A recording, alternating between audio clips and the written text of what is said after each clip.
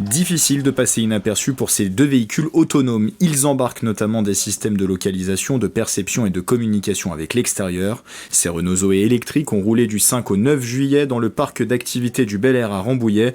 Une première circulation sur route ouverte avec la traversée de ronds-points et deux configurations, l'une classique sans aménagement particulier, l'autre avec le giratoire de la RD 150 équipée de caméras.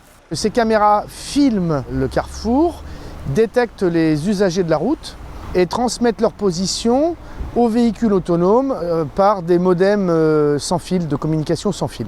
Pour prendre ces décisions, la voiture embarque un système de navigation fonctionnant grâce à l'intelligence artificielle. L'objectif pour les membres du laboratoire Eudiasic qui ont mené ces expérimentations, démontrer l'interaction entre le véhicule autonome et l'infrastructure intelligente et garantir un niveau de sécurité maximum. Faire qu'un véhicule autonome s'insère dans ce genre de carrefour est particulièrement complexe. C'est vraiment important que l'infrastructure, avec ses caméras, aide le véhicule autonome à bien percevoir, à mieux anticiper ce qui se passe, et de façon à ce que sa navigation soit très sûre. Parce que ce qu'on veut éviter absolument quand on a un véhicule autonome, c'est qu'il crée des accidents ou qu'il rentre en collision. Une semaine de test qui vient clôturer un projet de 4 ans, son nom Tornado, à son initiative Rambouillet Territoire qui a accueilli l'expérimentation, facilité son déroulement. 70 habitants y ont également collaboré.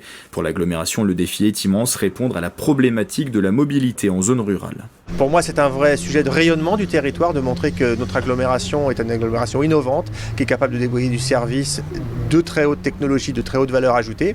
Et c'est une impulsion qui est donnée pour qu'on poursuive un Tornado 3, je l'espère, je l'appelle de mes voeux.